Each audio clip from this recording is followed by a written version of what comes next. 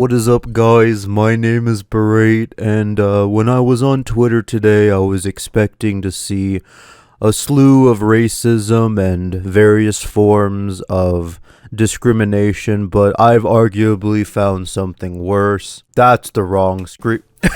Okay, I gotta stop doing this bit. I gotta stop doing this bit.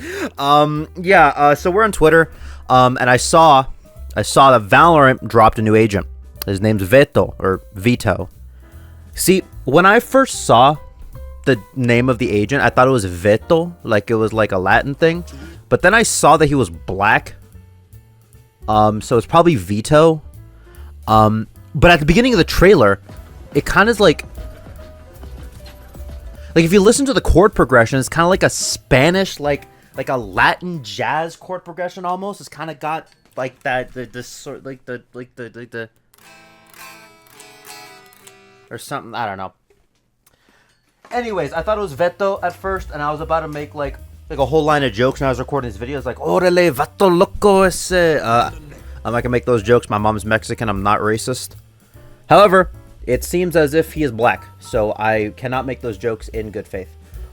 Anyways, let's talk about the character. The reason why y'all clicked on the video. I'll go over his abilities first. I'll go over what they do. And then I'll sort of talk about what this means for the meta of the game. Because I do think this character is a bit of a meta shaker, but not in the way you may think. So let's talk about it. Crosscut, fire to place it on the ground while in range and looking at the vortex to reactivate to teleport. During the buy phase, the vortex can be reclaimed to be redeployed. Yeah.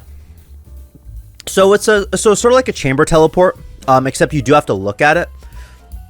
So it is a bit of an execution check if you want to use this as a get out of jail free card. I can very, very easily see this ability getting used as a get out of jail free card. If I whip out like Valoplant quickly, this is going to be used quite often like a chamber TP. So let's say I'm on like Ascent, right? Now obviously Veto's not here, so I'll just use like chamber as an example. Let's say for the sake of the hypothetical, he's on defense and he would want to swing out B. If Chamber would want to TP out, he would just press the button. However, what Veto would have to do is he would have to actively go and he'd have to look at it first. So he'd have to flick his mouse to look at it and teleport away. It's kind of like a chamber teleport mixed in with like a execution check.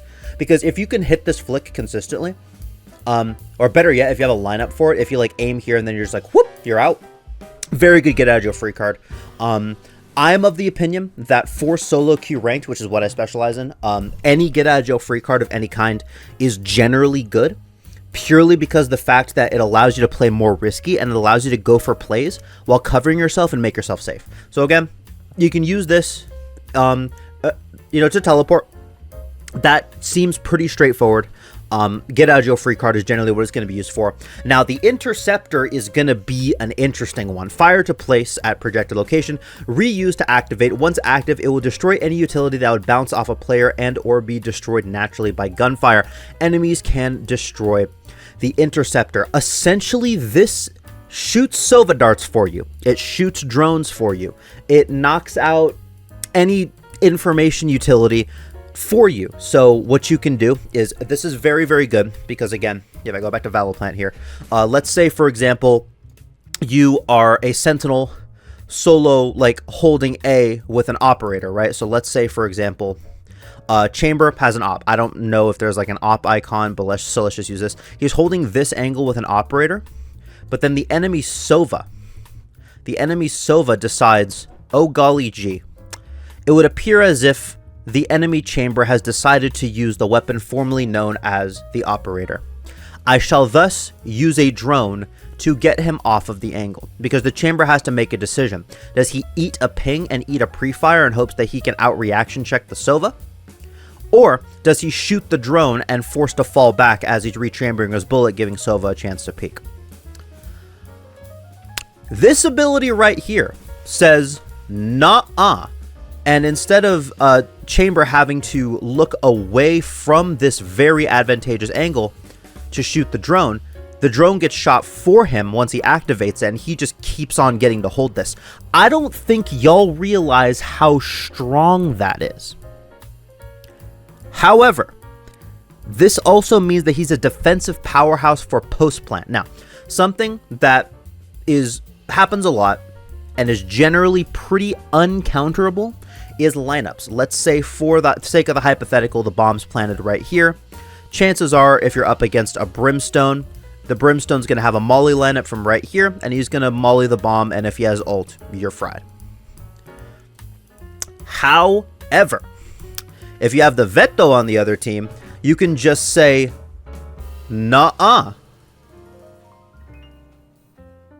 Because, again, you have to remember, it's things that would get shot by gunfire or things that would bounce off the player. And as you know, Viper mollies, Brimstone mollies have player collision. So it essentially bumps the molly for you and you can just stick the bomb. It's an anti-lineup character. That's disgusting because generally, when I'm coaching my students, and I know that they're going up against a lineup Larry, I try to encourage them to flank a lot. I try to encourage them to enforce flank, to make flank a threat, because if your team is, let's say, retaking on A, the biggest threat to this lineup Larry is someone coming up flank and killing him. You don't need to enforce the flank anymore. Now, obviously, I'll still say that flanking is the best thing you can do as a solo player to get more impact in a round, easily. Bar none, if you can get a good flank off, you pretty much insta-win. However, in terms of lineup Larrys, you don't need to do it anymore. Because if you flank every round against a lineup Larry, it does become quite predictable, and oftentimes you're just going to get held from an off angle, and you're going to be the one that's dying. So this is very good. This ability is very, very strong, and I'll sort of get into how this shakes up the meta. But again, this ability, very, very strong. It's anti-lineup, and it also makes it so you can hold angles without having to worry about breaking util. That's disgusting. Let's go ability number 3. Let's go with ability number 3 here. Yep. Of course, nails all those, and he nails that. All right. Number 3, Chokehold. Fire to throw deploys ground impact, trapping enemies who step into it. Enemies are deafened and decayed. Enemies can destroy the trap before activation. All right. This is pretty much a fade seize, but one that you can place. Now, I am of the opinion that a Sentinel is only good if you can watch flank.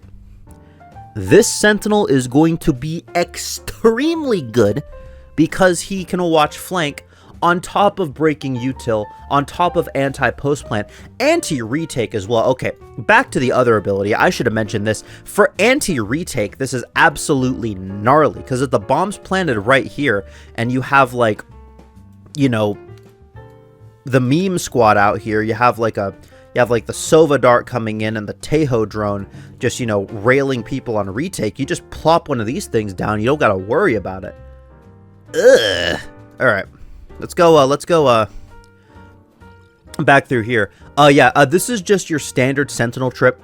You use it for information. You use it to hold down areas of the map. It's where you would place a chamber trip. You plop this down where you would normally have a chamber trip. So, yeah. Honestly, I call it good. Good ability all around. Now it's his ultimate. This ultimate is something different. So, this is an anti-CC ultimate, and I think the idea of this character is anti-CC. Let me just say, instantly gain a combat stim, regeneration, and become immune to all forms of debuffs. And as you'll see, he's immune to stuns. He's immune to raise rockets. He's immune to flashes. He's immune to everything. He simply just not us it. Is like, oh, one sec.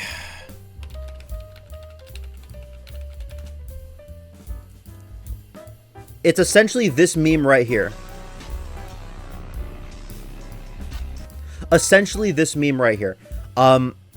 Shout out to the Bones 5 for bringing my attention to this. I don't know the Bones 5, obviously. Like, I don't know him like that, but I watch his videos a lot, and I saw, like, him use this meme in his video. This is pretty much the epitome of what this character is. Bones could never. Anyways, yeah. So let's talk about this character. I'll just have this muted and looping in the background at 1080p quality so that my video doesn't get smited. I think this agent's very good. The issue that I had with Waylay is Waylay, when she came out, was extraordinarily underwhelming. Like, actually awful. The only thing, they slapped the best get out of jail free card in the game on top of a borderline useless character for solo queue. I think that this is going to be the solo Sentinel. Now, obviously, before this point, the solo queue Sentinel that everyone would play would be Chamber. So I think that this is definitely designed with the solo queue player in mind, and I am a massive fan of that because I am generally a solo duo queue ranked coach. I don't really coach. I'm the head coach now for a collegiate team, University of Arizona collegiate team. I'm the head coach for that now. But up until this point, I've only been like a ranked coach, and like my heart still lies with the ranked player. So I think this character is very good for ranked. However, let's take a look at why Riot made this character. If you look anywhere in the Valorant space, on Twitter, on YouTube, what is the #1 complaint from top players? There's too much util. The game is too optimized. I can't play one game without some average Jonas wannabe, line up Larry, zip tie clone, ruining my shooter game. I just want to click people. Meh. That's the #1 complaint. Now, and I do agree. This game has been optimized to heck. This game is not really about the gunplay as much as it is about strategy, positioning, and util usage, which is great for me because y'all know I can't aim to save my life. However, I think this character is meant to kind of counter that meta, because something you'll notice is that not one but two of his abilities are direct counters to the lineup Larrys, to the util dumpers, to the lab monsters. They are like, it's just simply a direct counter. And that's why I think that this character is going to shake up the meta in a very, very large way. Now, obviously, if you're in a bronze lobby, you're not going to get your Sova darting and droning you into sight regardless. Just run in and click their head. But I think for higher elo, this character is going to be nuts because it forces aim duels. If you are a player who has good mechanics, you should play this character because you can force your opponents into positions where they can't use their util to give themselves an advantage in the fight. They just have to take the 50-50. And if you yourself have good positioning, good timing, have good map knowledge, have a fundamental understanding of good peaks, good movement, you'll have the advantage like 55-45. And that 5% edge doesn't seem like a lot, but it does quite a bit in the grand scheme of things. That's the wrong screen. Anyways, with all that being said, I think this character is going to shake up the meta in a significant way. I kind of like it. Obviously, I am a very strategical player. I'm like a quote, like nerdy player. So I do like optimization and I do like stuff. And this character is the antithesis of that. I think antithesis is the right word. It's the anti. It's the counter to that. However, I think for the general health of the game, I think they're going in a good direction. Tejo countered the Sentinel setup meta, where a Sentinel would just turtle up on site and you couldn't push the site. Tejo was the answer to that, thus making the game more fun. And this is the defensive side of that, where it's util heavy executes. If you're getting util dumped on site, this character is the not character, and you just don't get to do that. And if you want to push his site, you're going to have to fight him mono. Anyways, with all that being said, this has been Berate. Remember to brush your teeth today. I actually remember to do that, so y'all should too. Bye-bye.